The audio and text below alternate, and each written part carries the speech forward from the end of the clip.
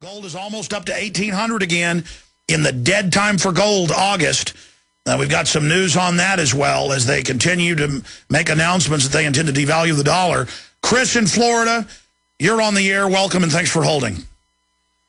Well, Alex, I wanted to thank Ron Paul and Bloomberg News for going after the Fed and to become even more hardcore as the spear gets even sharper regarding the Fed and call for indictments for Ben Bernanke and the former Inspector General Elizabeth Coleman for lying on and testifying to Congress for they're committing perjury and saying they don't know where the money went, where the Federal Reserve gave these emergency bailouts to. As we know, the July 21st GAO audit revealed in the 2.5-year period, $16.1 trillion to foreign banks, corporations, and countries, and domestic as well, as you know. And that's just in a 2.5-year period from December 2007 to February 2010. December 2007 to July 2010. But then, bailing out the Libyan government's own bank, Arab Banking Corps, as I know, for $26 billion, 46 low-interest emergency loans, and, causing all the problems with their member banks, laundering money to the Mexican drug cartels. We have a lot to have the other candidates speak out against. Well, exactly. You're not hearing Rick Perry talk about Fast and Furious and how it was a false flag, staged terror attack against the Second Amendment and to destabilize Mexico, or that guns were shipped into other areas of the U.S., not just Mexico, or that the Attorney General's been caught perjuring himself to Congress. I mean, Obama should be impeached right now. If Rick Perry, if Michelle Bachmann were real, they'd be bringing it up. Ron Paul has brought it up. Ron Paul has brought up government drug dealing. Ron Paul has said the Federal Reserve is criminal. And it's come out in a Senate committee just 2 months ago. Even Rolling Stone ran a headline, to paraphrase it, we can pull it up. It's official. Banks engaged in crime. Where are the indictments? And it goes over Goldman Sachs, J.P. Morgan. Senate committee said absolutely knowingly sold fraudulent derivatives to their customers and the government. Of course. And S&P certified it as pure gold and has now downgraded the U.S. so that the banks can be paid more interest. I mean, it is criminal. Look, Henry Paulson. And it continued under Obama. Henry Paulson admittedly gave himself a $200+ million payment out of bailout money to himself. To himself. I mean, it's illegal. It's naked. All these big insurance company executives that 11 years ago signed a secret deal, now reported on by Bloomberg and others, to take all the death benefits of troops as they die. They pay their whole life into a death benefit, into an insurance, and the government met secretly and agreed they could steal it by sending them a form that says sign here and you'll get all your money, and you sign the form and send it in. It's a check, and really it steals your money. I mean, none of us are safe. No one's safe. These banks will destroy civilization. They've even created a weird environmental post-industrial religion to dress up the fact that what they do destroys civilization. It's unbelievable. I appreciate your call. And again, I use that term a lot, unbelievable, unbelievable, unbelievable, because it is unbelievable. It is insane. It is crazy that this type of stuff is going on. Let's go to Bob in Texas, listening on KKGM, 1630 AM. Welcome, Bob. Where are you listening to us geographically in Texas? Irving, Texas. All right. I knew it was in the Metroplex, but wanted to know. All right, sir, you've got the floor. Go ahead. Can you tell me anything about the high number of suicides in our military, particularly at Fort Bragg and Fort Hood? Yes. Over 300 in 1 year? Yes, it's a world record for any military. It's a record in the 230-year history of the Army. Every branch is having it. Some of them are suicides because they have been, admittedly, giving them amphetamine drugs after combat or after high stress. On top of it, they then give them amnesic drugs. You can just look up U.S. troops being tested on with drugs. The amnesics then cause psychopathic breaks. Do you remember about 5 years ago when 3 members of Delta Force killed their whole families at Fort Bragg, and when the military police pulled up in front of their houses, they were all convulsing on the ground? Do you remember those stories? No, I don't. Well, you can pull it up in the local newspaper. And that was one unit came home, and well, no, 3 of them killed their families. The other one just committed suicide. So it was actually 4 members of one unit. And later they said, well, it was an experimental drug for, what's the thing that gives you, that the mosquitoes bite you? Malaria. So they were saying the experimental malaria drug they thought caused a psychotic break. So it's a cocktail of things, but they're not being paid enough to take care of their families. They're having more and more stress put on them, and they're desperate.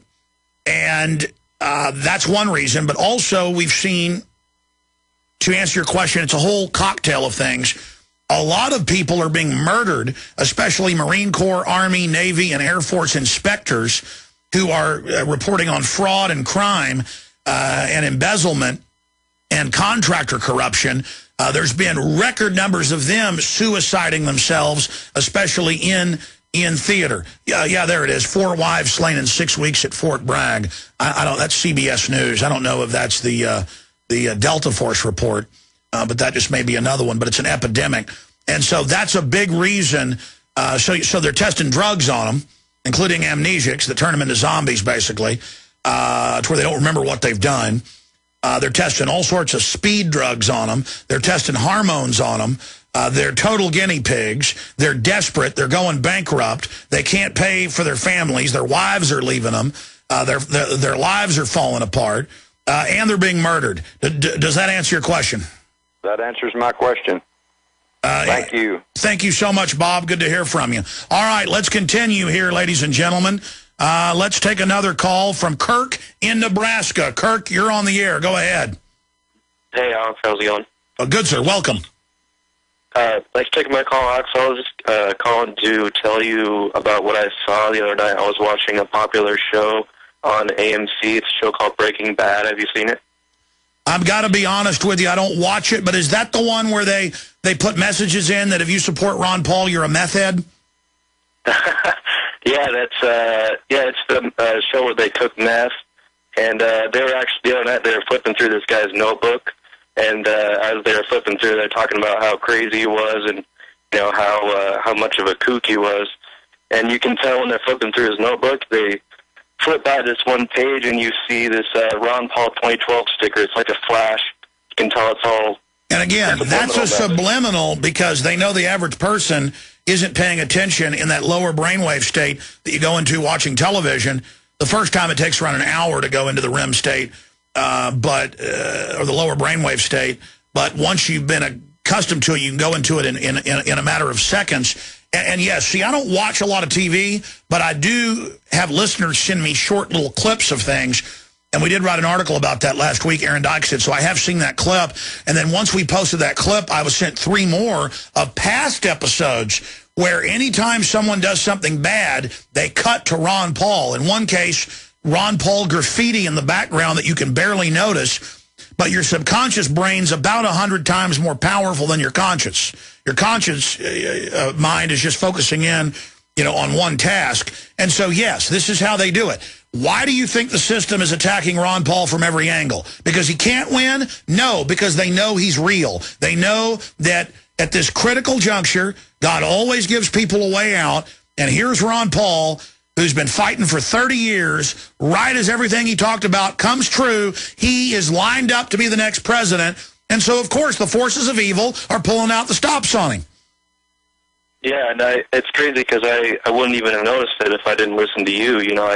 You guys talk about the subliminal little slip-ins they do and like popular shows and things like that, and I wouldn't even have noticed it if I didn't listen to you. So I'd like to, thank you for being on the air. Otherwise, I wouldn't even really know about most of all this stuff. So. Well, God bless you, my friend. I appreciate your call. Let's jam in another one here who's been holding the longest. Let's talk to James in Florida. James, you're on the air. Go ahead. Hey, thanks for taking my call, Alex. Thank you. Hey, I got a article that was linked off a Drudge report. It's actually a Wall Street Journal article, but it's posted on FoxNews.com from the link on Drudge. It says, U.S. officials, Syria using diplomats to threaten opposition around the world.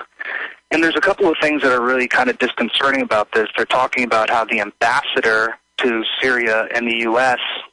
is actually taking pictures of these activists and then sending them back to the Assad regime who are then using that to punish their family members overseas. No, here's the deal. Assad is a dirtbag. His dad was a dirtbag.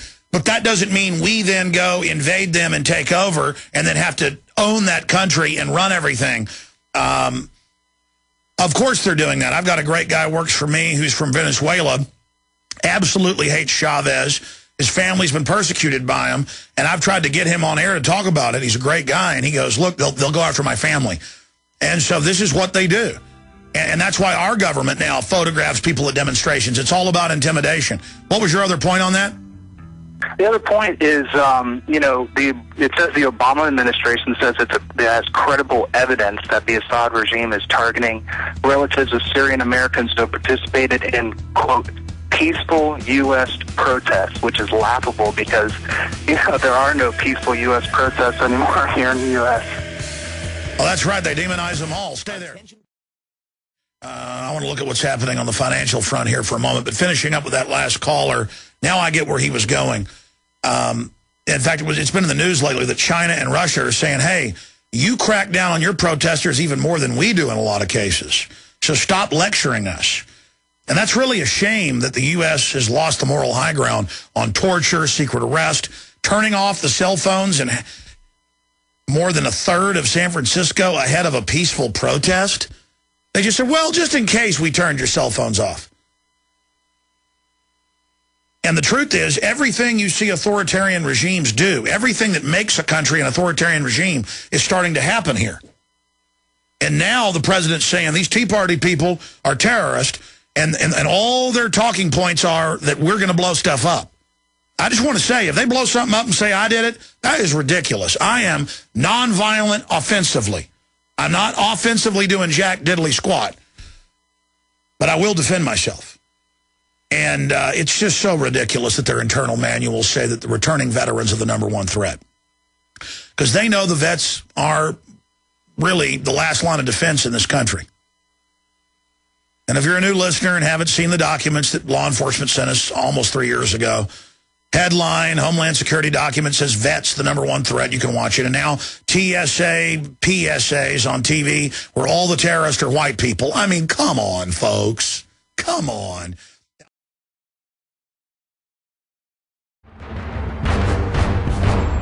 Ask yourselves, what are you doing in this time of great challenge? What are you doing to unlock minds?